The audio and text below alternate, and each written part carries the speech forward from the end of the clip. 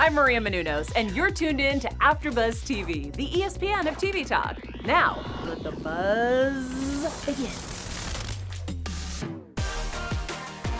Hey guys, welcome. This is AfterBuzz TV. We're covering Little America today, episode 4, Sylviane. I'm your host, Kay Montgomery. And now, as always, doing the work of a full panel, honey. Only she can do it. My co-host, Kittie, Kaboom, in the room. Host, voiceover actress. Extraordinaire.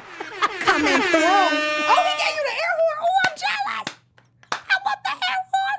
I cannot with this one. She's like making it happen. Stepping into the scene. Now you have something really. Now you're about to get down on episode 4. I'm so excited. I am too, because this is like my thing. We're gonna cover Director's Corner. Yeah. We're gonna get into it. Yeah. You have a lot to say about this episode. We talked earlier because you are the queen, the meditation extraordinaire. You know, I can't take all that. When you told me you spent your New Year's turn up at an ashram. I did. Okay. It's actually a meditational center. Okay, Transcendence meditational center. Let's be clear. It's not a game. It's really not. It's really not. Like, I don't know that I ever. Are we going into it? Am I speaking on it? Please do. Okay, so as I share with you, in my adult life, I've never ever aspired on New Year's Eve to do anything but get the turn up. And there's so much involved in that, people. I know you feel me, ladies. We gotta get the face beat. We gotta get our hair did. We gotta make sure our shoes is popping and our little itty bitty clothes that we freeze and walking, that's standing in line. I mean, it's just a whole thing. Because that's what we do. New Year's Eve be freezing, and we got on a goddamn G-string. Our systems detect that a host has wandered off the subject. What? Oh, wow. How is that off the subject? This is the subject. It's the meditation experience. It's the meditation experience that we're talking about. Sylviane is in the silent. It's a lot happening. It's a lot. Sorry. Sylviane is at the silent retreat. Yes. She's in this ashram. Mm-hmm. It's somewhere in Northern America. Mm-hmm. I feel like Massachusetts. Go right ahead and call it that. Okay. I don't know. Okay. And she's having not the easiest experience here. Yeah, it doesn't look like she's really in tune the way she wants to be. Yeah, I feel like it's a little bit Eat, Pray, Love-ish. It gave me those vibes.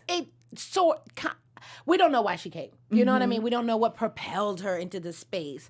But it's a great space to be in. I can speak from experience that getting into yourself, doing some introspection is always a good look.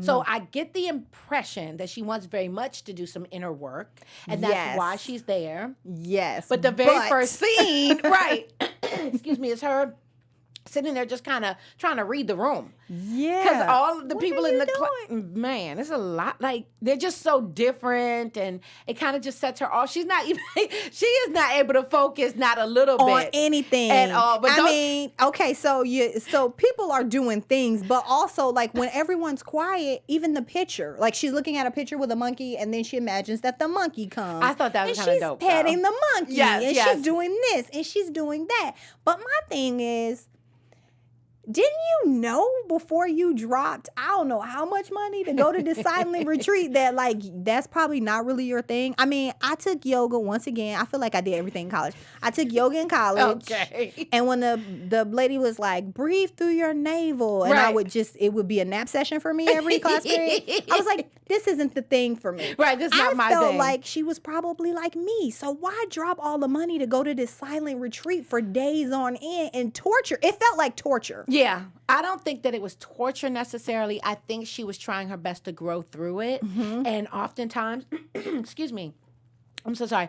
Oftentimes, we as human beings aspire to things that we're not necessarily able to achieve on our first try. So maybe she push yourself. A part of a yoga community at home, and she was like, I'm not really that good at this, but I do love it. I love coming here. I love the people and the community, and I just want to be able to master this. So I'm going to go ahead and take a plunge that most people would say, girl, don't spend your money on that because that's not your thing. And I'm not listening because I want to grow and evolve and become a greater being. Okay, that's a good point. You got me. I'm You just got me, saying, Kittie. You I'm convinced just me. saying, You gang. convinced me. You know what I mean? Because She was I was like, aspiring. it's ridiculous, but she's aspiring. Yeah, Okay. yeah. So we get her on her aspiring trip, and we basically get the vibe of this meditation place, this Right. retreat place. And it's that not only are you meditating for hours on end, but you are not talking. You are doing chores.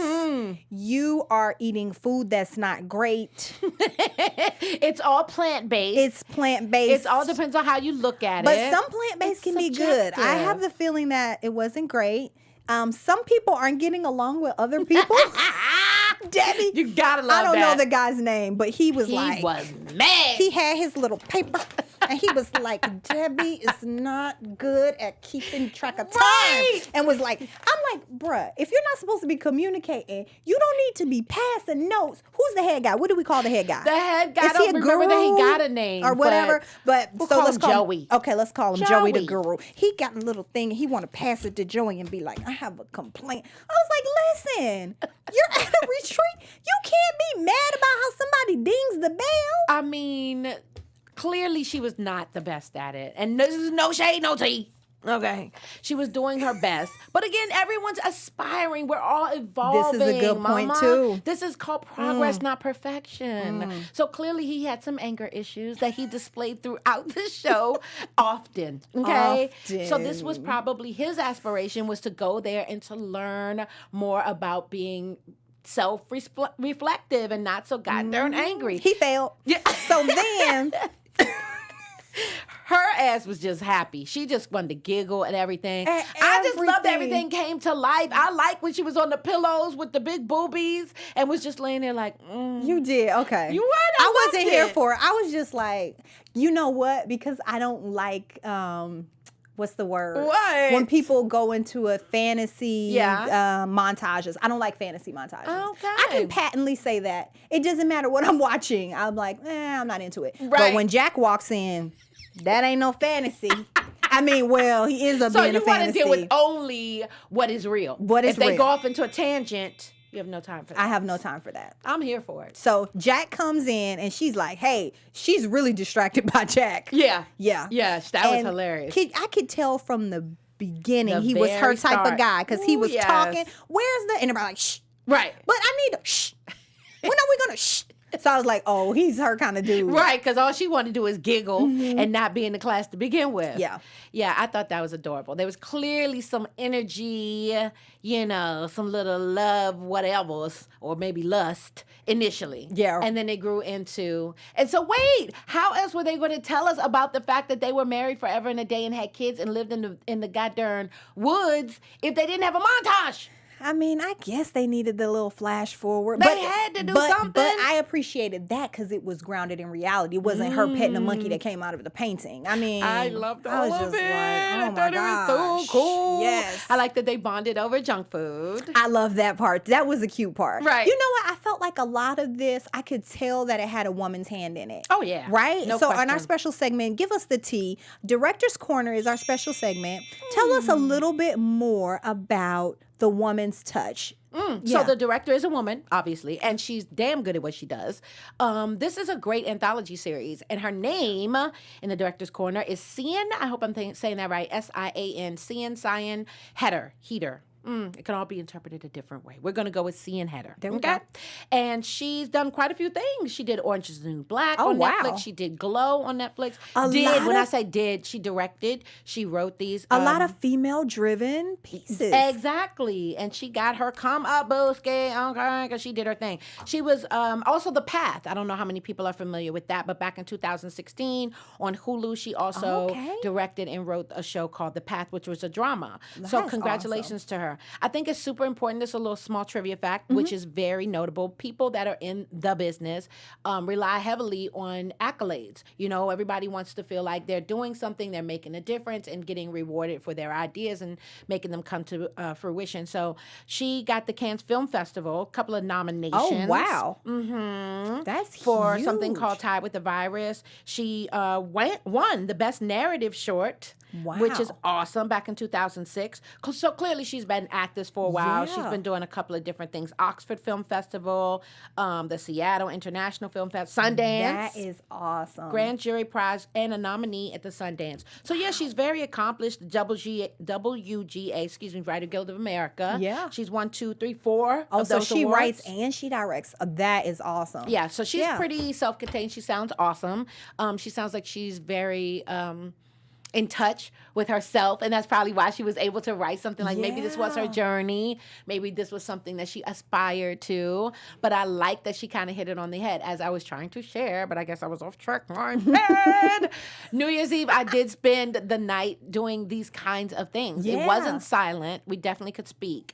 But there was a sound bath. There was a, like they were walking in the labyrinth. You saw when they were outside. Right. There That was a cool labyrinth there. shot, that above bird's eye shot. Yeah, no question. Yeah. So anything that's just that calming energy is always a good look for me. You know, Yeah. I've been drawn to that as of late, and I can see, you know, how you would crack up at the guy beside you is sleeping, farting. You know, it's all. But if you're able Loud. to really tune in to nothingness or affirmational thoughts, then it kind of just takes. You don't hear anything. You're not privy to what's going on around you because you're Interesting. literally just so in focused tune. on what you're doing. Yeah. Yeah. And what you're doing is just looking at yourself, just being able to decide what you want to bring closer to yourself and what you want to let go of. Interesting. You explain it well. You do a Thank good job of you. explling it, boo. Thank you. Okay, you kind of got me. I guess. It might be something you want to explore or Okay, whatever. Or whatever. So I thought it was really, we're talking about how she had the flash forward. Yeah. Just from him pulling that Girl. thorn out of her And foot. then the hand exercise. Yeah. That's when it came full circle. I mean, so she flashes and sees them having kids and Right. them arguing and them loving each other and Yeah. all of this stuff. And then at the very end, the whole time I'm thinking, where's the immigrant story? Like, what part is the immigrant Right. story? Exactly. So then in the last minute, Exactly. she tells him all these things when they're able to talk. Right. And we find out that she speaks French and he is American. American. You know he American. So they don't understand each other at all. Well, But I she think she understood understood. him saying, Yeah, my you name want to is come Jack." back to my place?